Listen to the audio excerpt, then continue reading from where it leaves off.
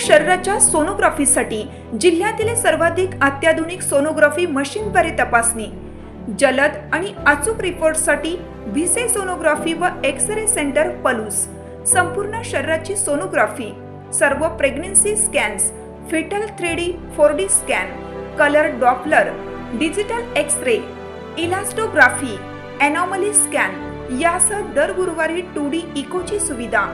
Bhise sonography व X-ray centre Palus, जुने मराठे भिसे हॉस्पिटल जवळ, कन्याशाळा रोड, पलूस.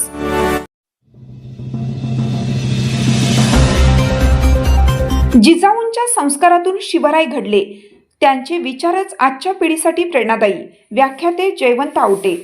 छत्रपती शिवाजी महाराज हे केवळ इतिहासातील पान नसून ते वर्तमानातील जगण्याचा श्वास आहेत. राष्ट्रमाता जिजाऊंनी दिलेल्या संस्काराच्या शिदोरीवरच शिवराय घडले आणि त्यांनी स्वराज्याचे स्वप्न साकारले. आजच्या धावपळीच्या युगात तरुणांनी केवळ शिवरायांचा जयघोष करून चालणार नाही, तर त्यांचे विचार आचरणात आणणे ही काळाची गरज आहे, असे परखड मत प्रसिद्ध कथाकथनकार व व्याख्याते जयवंत आवटे कुंडल यांनी व्यक्त केले. शिवजयंतीच्या पूर्वसंध्येला पलूस तालुक्यातील विठ्ठलवाडी येथे आकाश कला क्रीडा व सांस्कृतिक मंडळ यांच्या वतीनं आयोजित जागर शिवचरित्राचा या विशेष व्याख्यान कार्यक्रमात ते बोलत होते. शिवचरित्र आणि सद्यस्थितीची वास्तविकता मांडताना आवटे यांनी आपल्या ओघवत्या शैलीत शिवरायांचे व्यवस्थापन कौशल्य, संयम आणि जिजाऊंच्या दूरदृष्टीवर प्रकाश टाकला.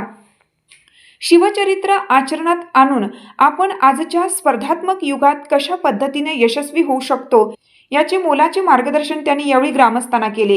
या कार्यक्रमाला विठ्ठलवाडीच्या सरपंच दीपाली विनायक कोळी, उपसरपंच हनुमंत घाडगे, ग्रामपंचायत सदस्य अभिजित आवटे यांच्यासह मंडळाचे अध्यक्ष संजीव घाडगे व उपाध्यक्ष भीमराव घाडगे यांची प्रमुख उपस्थिती होती. या शिवजागर कार्यक्रमाला विठ्ठलवाडीतील ग्रामस्थ, महिला आणि भगिनींनी मोठी गर्दी केली होती, ज्यामुळे संपूर्ण परिसर शिवतेजाने उजळून निघाला होता. कार्यक्रमाचे स्वागत व प्रास्ताविक अजय घाडगे यांनी केलं, तर उपस्थितांचे आभार केतन घाडगे यांनी मानले. मंडळाचे सर्व पदाधिकारी, सदस्य आणि ग्रामस्थांच्या सहकार्याने हा सोहळा अत्यंत उत्साहात आणि शिस्तबद्ध पद्धतीने पार पडला. लक्षात कसं येईल मी उपाशी आहे, तर मला म्हणजे अक्का खायचा. मग मी हे आपल्या शहरात आलोय म्हणलं काय वहिनी चेष्टा करता, मला सरेल का? तर मला म्हणते खाताना सांड वगैरे नका, नाही तर मुंग्यावरती. मुंग्या म्हणलं मी पायचवर घेत. मला म्हणते का हो मुंग्या म्हणल्यावर घाबरला का? म्हणलं आम्ही गावाकडची माणसं मुंग्या म्हणल्यावर घाबरतो. म्हणजे तिकडे नसतात काय? कुठल्या म्हणलं तिथंच बघाय गावल्या.